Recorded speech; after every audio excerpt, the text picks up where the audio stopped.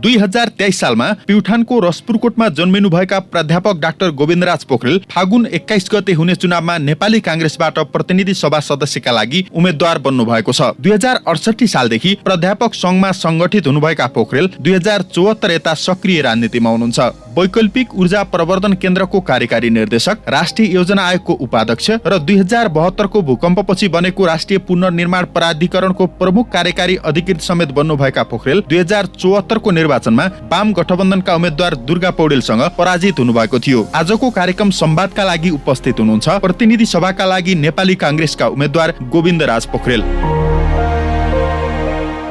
Doctor साहब नमस्कार। हजुर नमस्कार, स्वागत छ तपाईलाई। हजुर धन्यवाद। आराम हुनुहुन्छ? आरामै छ। यो चुनावी अभियान चाहिँ कसरी अगाडि बढिरहेको छ? कति ठाउँमा भ्याउनु भयो? चुनावी अभियान हामीले विभिन्न खालको गरेका छौँ। पहिला पालिका स्तरीय सबै 9वटै पालिकामा अगुवा कार्यकर्ताहरू, वडा सभापतिहरू बोलाएर कार्यक्रम गऱ्यौँ। अलिकति निर्वाचनबारे छलफल गऱ्यौँ। त्यसपछि हामीले 64 वडामा चाहिँ शहीद दिवसको दिन शहीदहरूको सम्झनामा विभिन्न कार्यक्रम गरेर एकै 64 वार्डमै काङ्ग्रेसलाई चाहिँ जुरुक्कै उठायौँ। त्यसपछि हामी हरेक वार्डमा 2-3 ठाउँ अथवा 1 ठाउँ अब भूगोलको हिसाबले बस्तीको अब कसरी छरिएको त्यो हिसाबले चाहिँ जनताहरू भेट्दै सुझाव लिँदै पहिला उहाँका कुरा सुन्छौँ, त्यसपछि हामी केही कुरा राख्छौँ। त्यसरी चाहिँ हामी हिँडिराखेका छौँ। दोस्रो पटक चुनावमा उठ्नु भएको छ डाक्टर साहबको एजेन्डा के छ यो बेला? अब दुईवटा सङ्घीय सांसदले जनताको सामु चाहिँ पेश गर्ने एजेन्डा भनेको दुई प्रकारका हुन्छन्।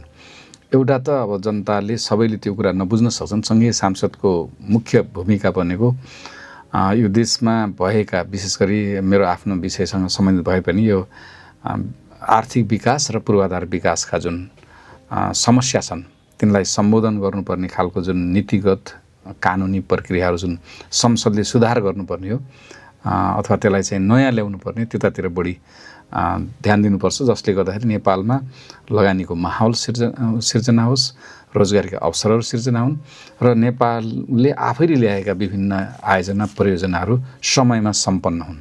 किनभने त्यो समयमा सम्पन्न नहुनुका पछाडि पनि थुप्रै कानुनी नीतिगत कारणहरू छन्। यी कुरामा सुशासनका कुरा लगायत शिक्षा स्वास्थ्यमा जति पनि विधेयकहरू आउँछन् त्यसमा आफ्नो क्षमता अनुसार, आफ्नो विज्ञता अनुसार र अहिलेको माग अनुसार सुझाव दिने र संसदमा त्यो भूमिका खेल्ने भयो। दोस्रो चाहिँ किनभने जनताबाट प्रतिनिधित्व भएर अथवा निर्वाचित भएर गइसकेका मान्छेले जनताका समस्यालाई अब यो तिनै तहको सरकारसँग जोड्नु पर्यो। किनभने सांसद आफैले विकास लिएर जाने भने कि अब जनताको खानेपानीको समस्या छ त्यो सेग्रिगेट गर्नु पर्यो। त्यो स्थानीय तहले गर्न सक्छ कि प्रदेशले गर्न सक्छ कि सङ्घले गर्छ। त्यहाँ सङ्घीय सांसदले सहजीकरण गर्नु पर्यो, पैरवी गर्नु पर्यो, समन्वय गर्नु पर्यो र ती आयोजना परियोजनाहरू कार्यान्वयन हुनु पर्यो। अर्को कुरा आफ्नो निर्वाचन क्षेत्रमा के आवश्यकता छन् जुन अहिलेको प्रक्रियाबाट सम्बोधन नभएको हुनसक्छ। मेरो निर्वाचन क्षेत्रमा मानव दलित बस्तीमा खानेपानी छैन भने दलित बस्तीमा खानेपानी ल्याउने स्थानीय तह हो। तर दलित बस्तीमा शिक्षाको अवस्था फरक छ अथवा कुनै यस्तो आवश्यकता छ भने त्यो सङ्घीय सरकारले गर्ने रहेछ भने सङ्घीय सरकारसँग दबाब दिनु पर्यो र त्यो आयोजना परियोजनाहरू त्यहाँ ल्याउनु पर्यो र त्यसको कार्यान्वयनको लागि पनि तत्त निकायमा समन्वय गर्नु पर्यो ताकि जनताले सुविधा पाउन्। एउटा संसदमा विषयमा बहस गर्ने कुरा र दोस्रो विकासको एजेन्डालाई बोकेर विभिन्न निकायहरूमा पहल गर्ने कुरा जुन कुरा गरेर समन्वय र पहल। तर अहिले पछिल्लो समयमा चाहिँ यो भदौ 23 र 24 को आन्दोलनपछि तपाईँहरू सबै पुराना दलहरूप्रति एउटा प्रश्न छ, पत्याउलान् तपाईँहरूका चुनावी एजेन्डालाई अहिले जनताले? मैले यसो नयाँ दलको जुन यो जेनजीको आन्दोलनपछि दुईवटा पाटो छ। एउटा त जेनजीको आन्दोलनपछि त्यो जेनजीको आन्दोलनै नस्वीकार्ने पाटो केही पार्टीका साथीहरू हुनुहुन्छ। तर नेपाली कङ्ग्रेसको हिसाबमा हामीले हाम्रा कमजोरीहरू सुधारेर गल्तीप्रति माफ मागेर हामी केही सच्याएर आएका छौँ र हामीले के भनेको छौँ 23 गतेको आन्दोलनमा जस्तै अब यो हिंसा भड्काउन अथवा जुन बच्चाहरूको मृत्यु भयो त्यो प्रति उत्तरदायी व्यक्तिहरू संस्थाहरूलाई कारबाही गर्नु पर्यो। दोस्रो दिनमा जुन यो देशमा सार्वजनिक सम्पत्ति र निजी सम्पत्ति जुन जलाइयो तिनीहरूलाई पनि कारबाही गर्नु पर्यो छानबिन गरेर भन्ने किसिमको जुन उठाएको छ। त्यसबाहेक जेनजीले उठाएको मुद्दाहरू हामीले सम्बोधन गर्नुपर्छ। विशेष गरी मर्यादित रोजगारी र स्वरोजगारीका अवसरहरू सिर्जना भएन र देशमा सुशासन कायम भएन। दुईवटा मुख्य एजेन्डा हो। त्यसलाई चाहिँ सम्बोधन गर्न सक्नुपर्छ भन्ने जुन उहाँहरूले भन्नुभएको छ, त्यसलाई नेपाली काङ्ग्रेसले आत्मसात गरेको छ। नेपाली काङ्ग्रेसको राजनीतिक आर्थिक सुधार र सामाजिक विकासको जुन विरासत छ, जुन गरेका छौँ हामीले, पहिला 48 सालमा 54 वर्ष बाँच्ने मान्छे अहिले 73 वर्ष बाँच्छ। 48 सालमा 9% घरमा विद्युत थियो, अहिले 98% घरमा विद्युत छ भन्दाखेरि यो जुन एउटा विरासत छ हामीले ल्याएको सुधारको कारणले, त्यसले मात्रै अब जेनजीको पुस्ताको माग सम्बोधन गर्न सक्छ। तपाईँहरूले त्यति राम्रै गरे भए त्यो जेनजी आन्दोलन हुने परिस्थिति चाहिँ कसरी सिर्जना हुँदो रहेछ? जेनजी यसो छ, हामीले जेनजीले सायद स्कर्पियोको अथवा ल्यान्ड क्रुजरको स्पिडमा विकास चाहेको थियो होला, तर हामीले विकास ट्र्याक्टरको गतिमा गऱ्यौँ, त्यो चाहिँ पक्कै हो। कारण के त्यसको पछाडि छन्। 2052 सालदेखि जुन 72 सालमा राजनीतिक हिंसा भयो, देशमा हिंसा मचाइयो हैन, हिंसाको बीजारोपण गरियो। यदि त्यो नगरेको भए 48 सालदेखि 51 सालसम्म जुन प्रगति भएको छ, जुन सुधार भएको छ, त्यसलाई हामीले त्यसमा शासकीय शैली र सुशासनमा सुधार गरेर अगाडि गएको भएदेखि देश आज अर्कै अवस्थामा पुग्थ्यो। त्यसकारणले नेपाली काङ्ग्रेसले 56 सालमा केही वर्ष र 48 सालमा 3 वर्ष मात्रै शासन गर्न पाएको छ एक्लै। र त्यही बेला यो देशमा व्यापक 56 देखि 58सम्म अख्तियार जुन बेनामी उजुरी दिने, जसले सुशासन कायम गर्न मद्दत गर्छ, नत्र यसो सचिव पूर्व मन्त्रीहरू त भ्रष्टाचारमा जाने थिएनन् नि, तर उजुर परेकै कारणले गएका हुन्। र अर्को चाहिँ विद्युत भन्नुहोस्, ब्याङ्किङ भन्नुहोस्, सडक भन्नुहोस्, लगानीको निजी क्षेत्रको प्रबन्धन भन्नुहोस्, यो सबै माहौलको सिर्जना गरेको त्यो 48 सालदेखि 51 सालले हो। र त्यो विरासत हामीसँग छ। त्यो विरासतको आधारमा यदि काङ्ग्रेस बलियो सरकार भयो भने जेनजी पुस्ताको अहिलेको माग सम्बोधन गर्न सक्छ। किन जेनजी पुस्ताले माग राखे, तर सम्बोधन गर्ने मामलामा अहिले भएका नयाँ दलहरू हुनुहुन्छ, उहाँहरूसँग अझै पनि क्लियर एजेन्डा चाहिँ छैन। वाचापत्र त हामीले देखेका छौँ, तै पनि तपाईँले वैदेशिक लगानीलाई कसरी हेर्नुहुन्छ, वैदेशिक सहयोगलाई कसरी हेर्नुहुन्छ, परराष्ट्र नीतिलाई कसरी हेर्नुहुन्छ, सामाजिक विकासका पाटोलाई कसरी हेर्नुहुन्छ, देशको रेभिन्यू बढाउने आधारहरू के हुन्, त्यसमा अलि स्पष्टता चाहिन्छ, जुन नेपाली काङ्ग्रेसमा स्पष्ट रूपले छ। कार्यान्वयन भएर अहिले मोरलेस भाषामा फरक भए पनि सबै दलहरूले नेपाली काङ्ग्रेसका आर्थिक नीति, पुराना सबै राजनीतिक दलहरूका स्पष्ट नीति हुँदाहुँदै पनि पटक पटक स्वार्थको निम्ति, पदको निम्ति गरिने सहकार्यहरूले त आज यो स्थिति सिर्जना गरे हो भन्ने तपाईँलाई लाग्दैन? हो, त्यही त एउटा राजनीतिक पाटोको सुशासन, एउटा आर्थिक पाटोको सुशासन, यसमा कमजोरी भएकै हुन्। त्यसलाई चाहिँ सुधार्न पनि फेरि जसरी नेपाली काङ्ग्रेसले आफ्नै नेताहरू पनि फस्दाखेरि अख्तियार ल्यायो नि, बेनामी उजुर हाल्नु त नेपाली काङ्ग्रेस ल्याएको नि, फ्रेन्च सिस्टम यहाँ शेरबहादुर देउवाकै पालामा आएको। त्यस कारणले त्यसले सुशासन गर्नुपर्छ भन्ने नेपाली काङ्ग्रेसले नीतिगत रूपमा प्रष्ट भएर नीति नै बनायो।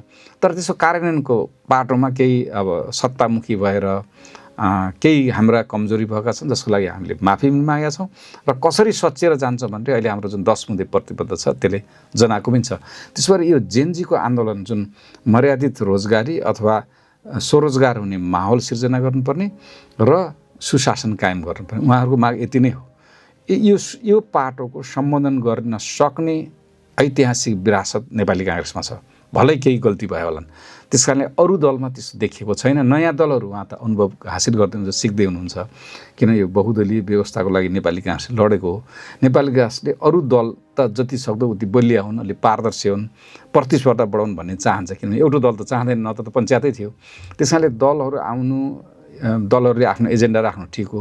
तर अहिलेको परिवेशमा तपाईँलाई अलिकति अनुभव पनि चाहिन्छ, विरासत पनि चाहिन्छ, र एउटा दृष्टिकोणले अगाडिको मार्गदर्शन के हो त्यो स्पष्टता पनि चाहिन्छ, जुन चाहिँ संसारले अपनाएकामा हामीले पनि कार्यान्वयन गर्न सक्ने हो। कुनै हाइपोथेटिकल चाहिँ एजेन्डा ल्याएर हुँदैन। यो चाहिँ पुराना पार्टीहरूप्रतिको प्रश्न भयो। दोस्रो प्रश्न चाहिँ तपाईँहरू उम्मेदवारहरूमाथिको प्रश्न पनि, प्युठान जिल्लामा यसभन्दा अगाडि विभिन्न भूमिकामा रहनुभएका, संसद निर्वाचित भएर होस् वा विभिन्न राजनीतिक दलको निकट भएर सरकारले नियुक्त गरेर होस्, त्यो भूमिकामा रहनुभएका, यसको अर्थ चाहिँ तपाईँ पनि कुनै दिन वैकल्पिक ऊर्जाको नियुक्तिमा हुनुहुन्थ्यो, कुनै दिन योजना आयोगको उपाध्यक्ष हुनुहुन्थ्यो, कुनै दिन पुनर्निर्माण प्राधिकरणमा हुनुहुन्थ्यो। त्यति बेला चाहिँ प्युठानको निम्ति के गर्नुभयो र अहिले मतदान गर्ने भन्ने प्रश्न तपाईँहरूमाथि छ। वैकल्पिक ऊर्जामा राष्ट्रिय स्तरीय कार्यक्रम थियो। मैले प्युठानमा धेरै तपाईँ गौमुखीमा सम्झिन्छु, धेरै ठाउँ अहिले त कुनै आयोजना परियोजना काम पनि गरेका छन्। त्यसबाहेक माडीहरमा विद्युत भए तापनि विद्युतको तार मुनि बत्ती नपाउनेहरू 5000 जति थिए, जसलाई मैले विभिन्न वैदेशिक संस्थासित समन्वय गरेर सबैलाई 2-3 वर्षलाई चल्ने भए पनि टुकीहरू बाँडेको सोलर बत्तीहरू बाँडिएको थियो। सबैलाई एकदम सब्सिडाइज रेटमा 95% सब्सिडी जति थियो त्यो एउटा गरेको थिएँ। राष्ट्रिय योजना आयोगमा म 16 महिना बस्न पाएँ। 8 महिना चाहिँ त भूकम्पको व्यवस्थापनमा गयो, तर 8 महिनामा एउटा बजेट बनाउन पाउँदै गर्दाखेरि अहिले 9 मुरेको DPR सम्पन्न हुन लाग्यो। त्यही बेला राखेको भीमिगिठीको बाटो 74 सालमा टेन्डर भयो, त्यो नेकपा सरकार बन्यो, त्यो समस्यालाई समाधान गर्न सक्ने त्यो प्रोजेक्टै खारेज भयो।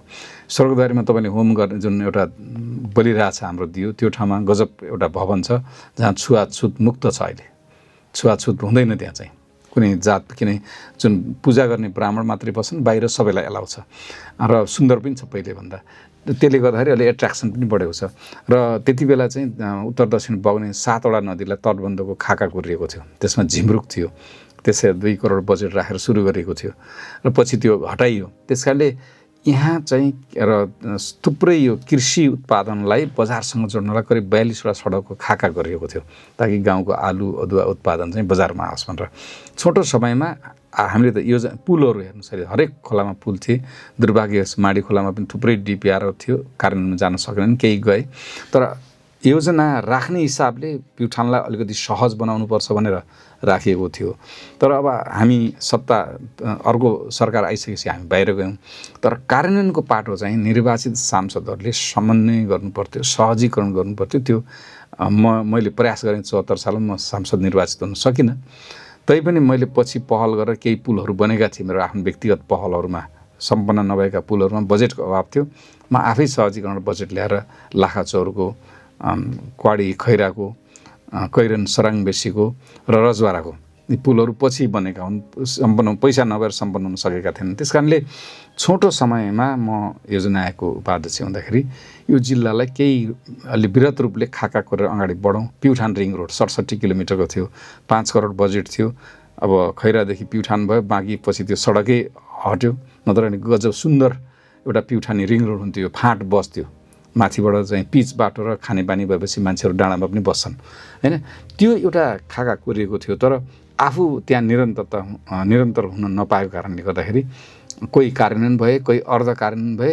त्यो चाहिँ छ। तर पुनर्निर्माण प्राधिकरण भनेको कार्यक्षेत्र नै अर्को थियो, त्यो 32 जिल्लामा थियो, प्युठान पर्दैन थियो त्यसमा।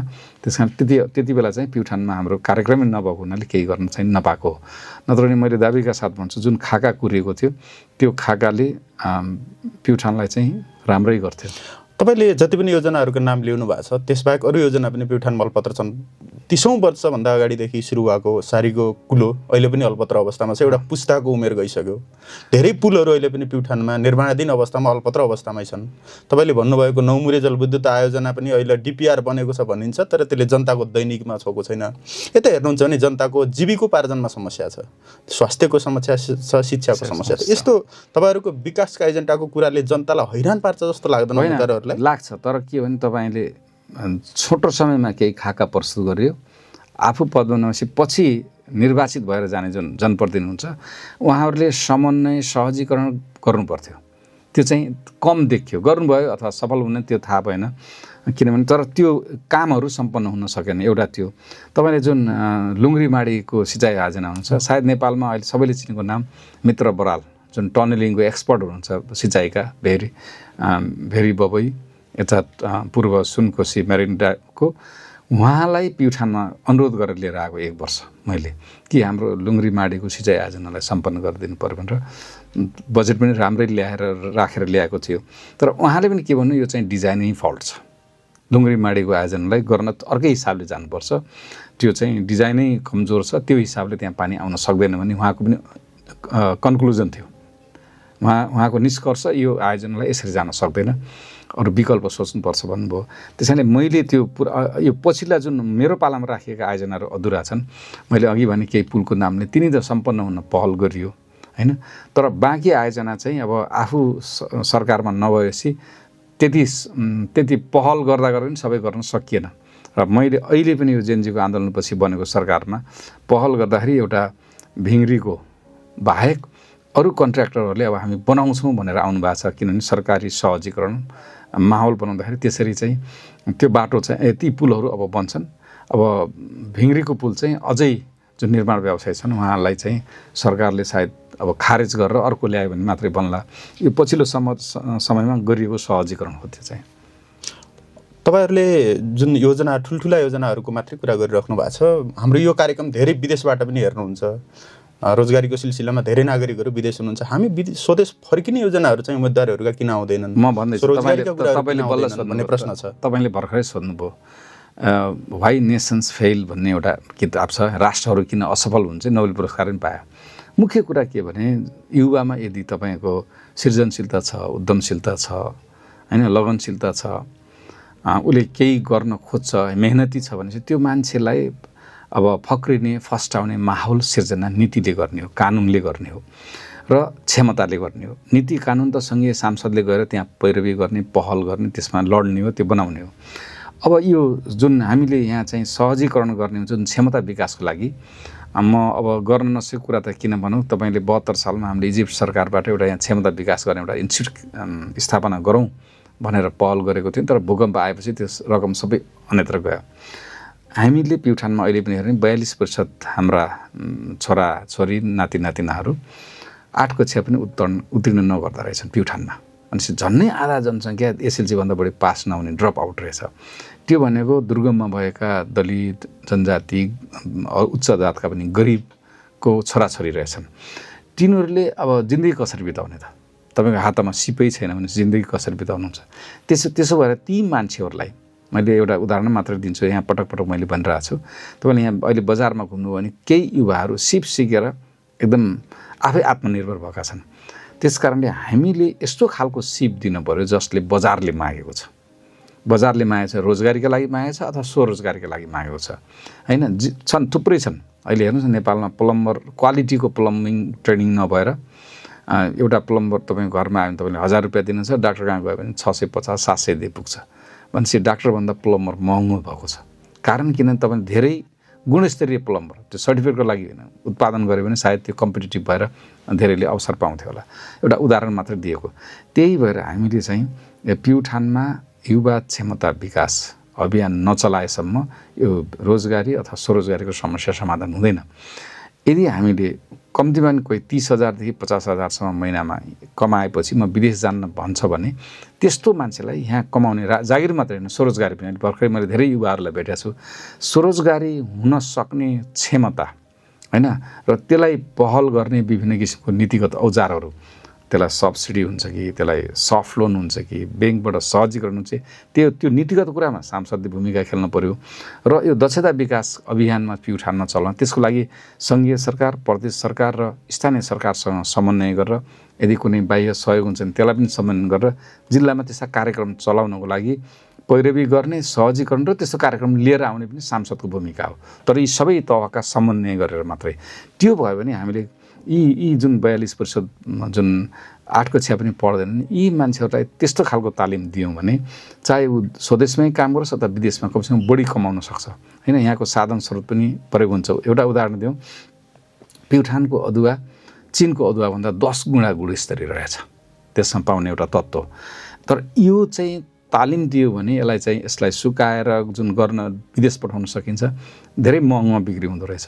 तर त्यसको क्षमता हामीले यहाँको युवालाई दिनुपर्ने हुन्छ, जुन हामीमा अहिले देखिएको छ। हामीले कोरा शिक्षा मात्र दिएका छौँ, सर्टिफिकेट पाउने शिक्षा दिएका छौँ, तर सिप र क्षमता हुने शिक्षा दिन सकेका छैनौँ। अब समग्र शिक्षाको परिवर्तन त तपाईँले शिक्षा विधेयक मार्फत गर्न सक्नुहोला, तर प्युठानको हकमा केही कार्यक्रमहरू ल्याएर युवा दक्षता विकास, उद्यमशीलता विकास का कार्यक्रमहरू ल्याउनुपर्छ जसमा सङ्घीय सांसदको ठुलो भूमिका हुन्छ। हामीले यति बेर चाहिँ जनताका अपेक्षा, आवश्यकता र उहाँहरूको मागको विषयमा सन्दर्भमा कुराकानी गऱ्यौँ। तर तपाईँलाई मैले प्रतिनिधि सभाको उम्मेदवारको हिसाबले अन्तर्गत गरिराख्दा एउटा सांसदको हिसाबले यो भूमिका निर्वाह गर्न सम्भव छ? यो प्रश्न पनि छ। सांसदको कामै, उदाहरणको लागि माडी क्षेत्र हाम्रो धनसार हो, बाङ्गीसाल क्षेत्र हाम्रो धनसार हो, होइन। हाम्रो पवित्र स्वर्गद्वारी एउटा धार्मिक स्थल हो जो धार्मिक पर्यटनले अगाडि बढाउँछ। अब यहाँ के ल्याउने, तपाईँलाई के पुगेको छैन? माडी क्षेत्रले सिँचाइ पुगेको छैन र उत्पादनलाई यता र उता गराउनलाई पुलहरू पुगेका छैनन्, होइन, सडकहरू। र त्यहाँ चाहिँ आयोजना परियोजना ल्याउनु त केन्द्रीय सरकारसँग पैरवी गर्ने, सहजीकरण गर्ने दबाब दिनु त सङ्घीय सांसदले हो नि, किनभने त्यो योजना यस्तो आवश्यकता छ भनेर लाने हो। किन जनताको विकासका आवश्यकतालाई सङ्घीय सरकारसम्म पुर्याउने यदि साना छन् भने स्थानीय सरकारसँग गएर पनि पैरवी गर्न सकिन्छ, त्योभन्दा मजुला छन् भने प्रदेश सरकारसँग पैरवी गर्न सकिन्छ। उहाँले आफै ल्याउने होइन, तर जनताको प्रतिनिधिले जनताका समस्या बुझेको हुन्छ, त्यस्ता समस्याहरू लिएर सृजनशील भएर यसलाई यसरी समाधान गर्न सकिन्छ भनेर राष्ट्रिय स्तरमै त्यसको पैरवी गर्ने, बहस गर्ने, लबिङ गर्ने काम त सङ्घीय सांसदको हो नि। त्यही भएर यी कुराहरू चाहिँ सङ्घीय सांसदले गर्नुपर्छ। तपाईँ कति सफल हुन्छ, कति असफल हुन्छ, त्यसको तपाईँको क्षमतामा, तपाईँको ज्ञानमा भर पर्छ। त्यस कारणले सङ्घीय सांसद कोरा राजनीति गर्ने, भाषण गर्ने, गाली गर्ने मात्रै होइन।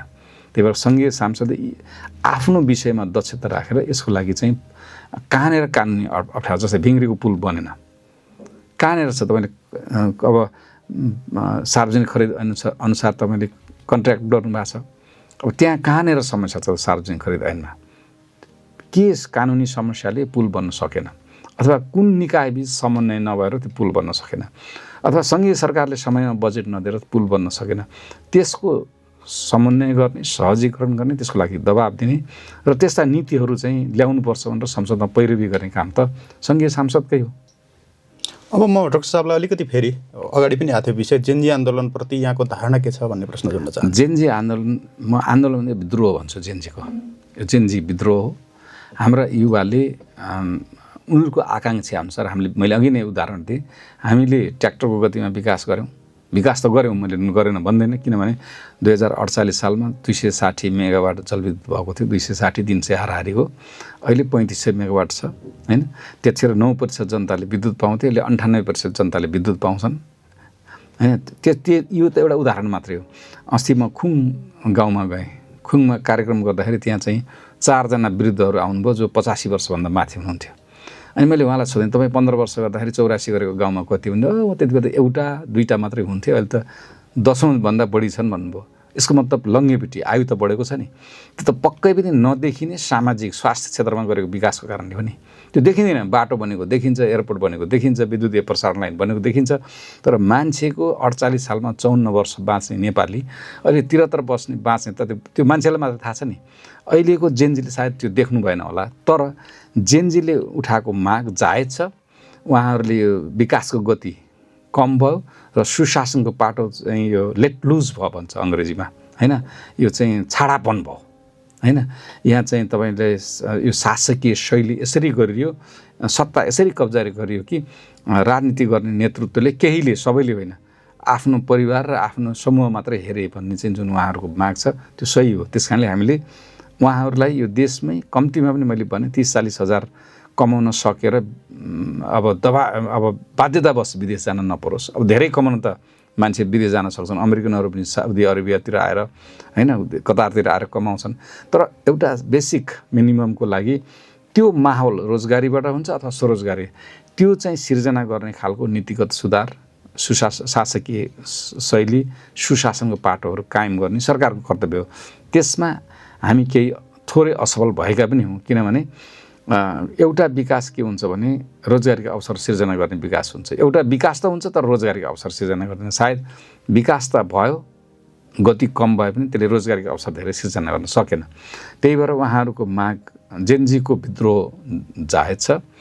जेनजीमाथि जुन दमन गरियो त्यो दमन गर्नेहरूलाई कारबाही चाहिँ गर्नुपर्छ र उहाँहरूका माग सम्बोधन गर्नलाई फेरि पनि घुमाइफिरी तपाईँले जसले जेसुक्यो भने यो राजनीतिक विरासत, आर्थिक सुधारको विरासत, सामाजिक विकासका कार्यक्रमहरू ल्याएको विरासत र सुशासन कायम गर्नेमा अख्तियारको बेनामी उजुर हाल्ने जुन एउटा नियम नेपाली काङ्ग्रेसले ल्याएको थियो, शेरबहादुर देउवाले ल्याएको, त्यो चिजको अनुभवमा अहिलेको युवाले चाहे अनुसार डिजिटल ट्रान्सफर गर्ने पैसा, क्यास नहिडाल्ने भयो भने त आर्थिक भ्रष्टाचार धेरै कम हुन्छ।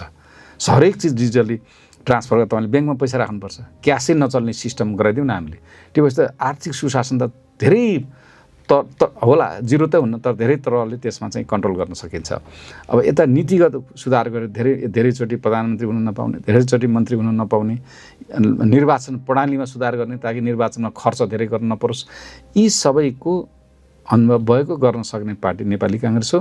र नेपाली काङ्ग्रेसले जेनजीको विद्रोहलाई यो विद्रोह चाहिँ हुनुको कारणको पछाडिको कुरालाई स्वीकार गरेको छ र त्यसलाई कसरी अब सम्बोधन गर्न जाने भने पनि अहिले हाम्रो 10 मुद्दे एजेन्डामा खाका प्रस्तुत गरेको छ। त्यस कारणले जेनजीको आन्दोलन सरकारकै नातावाद कृपावाद शासकीय शैलीको कारणले भएको हो। सरकारको नेतृत्व गरिरहेको प्रधानमन्त्रीको सरकार ढल्यो, संसदको पहिलो दलको नेतृत्वमा सरकार बन्न सकेन, प्रमुख प्रतिपक्षी दल पनि सरकारको विकल्पको रूपमा प्रस्तुत भएन। एवं रीतिले संसदभित्रका मात्रै होइन आजको व्यवस्थालाई समेत विकल्प देखिरहेको एउटा विप्लवजीहरू अर्को राजावादीहरूको विकल्प समेत नस्वीकारेर जेनजीहरूले गैर राजनीतिक विद्रोह गरिरहेका छन्। तपाईँहरू चाहिँ फेरि यो विद्रोह ठिकै हो भन्दैन चाहिँ विद्रोह चाहिँ कसका विरुद्धमा थियो? विद्रोह पछिको चाहिँ जेनजीले उठाए, त्यही भएर आन्दोलन भन्दैन भने आन्दोलन त एजेन्डा सहित हुन्छ हैन। आन्दोलन त यसलाई कहाँ पुऱ्याएर टुङ्गिने? तपाईँले पञ्चायतको बेला बहुदल भन्ने चाहिएको थियो, 62-63 गणतन्त्र भन्ने आन्दोलन एजेन्डा सहित थियो नि। यो त विद्रोह। तपाईँले के गर्नु भने उनीहरूलाई मन नपरेको चिज गरिदिनु भयो। उनीहरूले सरकार कस्तो हुनुपर्छ, यो संविधान त्यो उनीहरूले सोचेकै थिएनन्। उनले तत्कालीन अवस्थामा शासनमा बसेका व्यक्तिहरूले उनीहरूको शासकीय शैली जनतालाई नटेर्ने जुन एउटा हटवादी शैली थियो त्यो विरुद्ध उनीहरूले उठाएको आवाज हो। र त्यो उठाउनुको पछाडि त्यही दुईवटा कारण, एउटा सुशासनको कारण, चाहे पार्टीभित्रको सुशासन होस्, चाहे प्रशासनमा सुशासन होस्, चाहे आर्थिक सुशासन त्यता कमजोरी भएकै हुन्।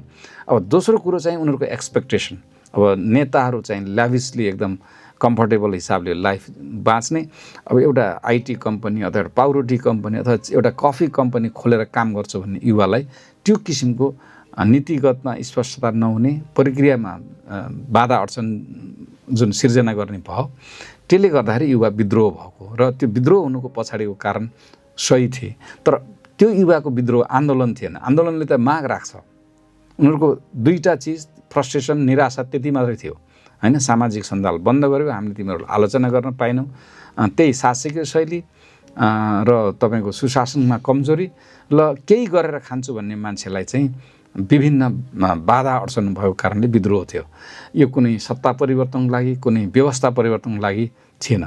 हामी यो संवादको करिब अन्त्यमा आइपुगेका छौँ। साहबको जितको आधार चाहिँ के देख्नु भएको छ? जितको आधार प्युठानी जनता नै हुन् र अहिले जति पनि उम्मेदवार उठ्नुभएको छ सबैको आफ्नो आफ्नो अनुभव छ, सबै विभिन्न क्षेत्रमा पोख्त हुनुहोला। तर अहिलेको देशको र प्युठानको माग भनेको विकासको एजेन्डा हो। देशको जुन माग भनेको जुन जेनजीका एजेन्डा छन्, लगानीको माहौल सिर्जना गरेर रोजगार र स्वरोजगारीका अवसरहरू सिर्जना गर्ने, ताकि धेरै व्यक्तिहरूले केही गरेर गरिखाने मान्छेले यहीँ देशमै गरेर खान्छु भन्ने खालको माहौल सिर्जना गर्ने, त्यसमा नीतिगत पहल गर्नुपर्ने छ। तपाईँलाई थाहा छ, म चाहिँ पोलिसी डायलग भन्ने चलाउँथेँ टेलिभिजनमा, 88 वटा श्रृङ्खला छन्, त्यसमा मैले भनेको पनि छ धेरै। दोस्रो कुरा सुशासनको पाटो हो। सुशासनमा यो काङ्ग्रेसकै विरासत छ, त्यो हामीले त्यस कारणले यो सङ्घीय तहमा बसेर त्यो गर्न सक्ने अनुभव अलिकति मैले हासिल गरेको छु, सांसद नभएर अरू क्षेत्रमा गरेर। मेरो आफै त्यही क्षेत्रको विद्यार्थी भएको हुनाले यो विकासको एजेन्डालाई, जिल्लाको लागि आवश्यक विकासको एजेन्डा र सङ्घीय सांसदको रूपमा केन्द्रमा जुन दखल दिन सक्ने जुन कुरा छ, त्यसमा अरू जुन उम्मेदवार हुनुहुन्छ उहाँहरू हुनुहोला, थुप्रै अरू क्षेत्रमा उहाँहरूको विज्ञता होला। उहाँहरूप्रति त्यस्तो कुनै हुनुहुन्न भन्दैन, कसै कानुनमा विज्ञता हुनुहोला हैन, कोरा कानुन होला त्यहाँ, कोही चाहिँ तपाईँ चाहिँ पत्रकारितामा विज्ञता हुनुहोला, कोही प्रदेश सरकारमा विज्ञता हुनुहोला हैन, कोही अब एउटा राजनीतिक कर्मी आन्दोलनको रूपमा विज्ञता हुनुहोला। तर विकासको एजेन्डामा उहाँहरूले भन्दा प्युठानको लागि र देशको लागि मैले धेरै गर्न सक्छु भन्ने ममा त्यो दृढ विश्वास छ। त्यसैले प्युठानी जनताले खोजेको पनि यो जेनजीको आन्दोलनपछि जुन उत्पन्न परिस्थितिलाई सम्बोधन गर्न सक्ने त्यो दुईवटा पाटो, र प्युठानमा पनि अलि ब्रोडर रूपमा जुन खाका कोरेको थिएँ मैले राष्ट्रिय योजनामा उपाध्यक्ष हुँदा, त्यस्तै खाकाहरू कोरेर प्युठानीहरू कमसेकम बाहिर जाँदाखेरि म प्युठानको भन्ने जुन एउटा आत्मबलसहित एउटा सम्मानित हुने माहौल सिर्जना गर्ने हो, त्यसमा अरूले भन्दा मैले गर्न सक्छु। त्यसको लागि प्युठानी जनताले खोजेका पनि छन् र मलाई मन पनि पराएका छन् र मेरो जित सुनिश्चित छ। यो कार्यक्रम हेर्ने दर्शकहरूले डाक्टर साहब चाहिँ अन्तर्वार्ता दिन आउँदा तपाईँले सोधिदिनु होला भनेर मलाई के प्रश्न पठाउनु भएको छ भने, कङ्ग्रेसभित्र पटक पटक अन्तर्विरोध हुन्छ, त्यो अन्तर्विरोधले यो निर्वाचनमा कस्तो असर पर्छ भन्ने समीक्षा गर्नु होला, प्रश्न सोधिदिनु होला भन्नुभएको छ। प्युठानमा काङ्ग्रेस एकजुट छ। 2074 सालमा निर्वाचन लड्दा पनि काङ्ग्रेस एकजुट थियो। अहिले पनि काङ्ग्रेस सबै काङ्ग्रेसका जुन हाम्रो महाधिवेशनमा तिक्तता हुन्थ्यो अघिपछि त्यो सबैजना अहिले मेरो प्रचारमा 101 खटिएर लाग्नु भएको छ। त्यस कारण हाम्रो विवाद भनेको कहिलेकाहीँ महाधिवेशनको बेला हुन्छ, नेतृत्वको पार्टीभित्रको नेतृत्वको लागि। तर यो त अहिले प्युठानको भविष्य र देशको भविष्य होइन, देशको राष्ट्रियताकै सवालमा भएको हुनाले प्युठानी काङ्ग्रेस एक छ। केही साथीहरूले यसलाई उचाल्न खोज्नु भएको छ, त्यो उहाँहरूको त्यो चाहिँ त्यस्तो प्रयास चाहिँ विफल हुन्छ, असफल हुन्छ, किनभने काङ्ग्रेसभित्र कुनै पनि विवाद छैन अहिले।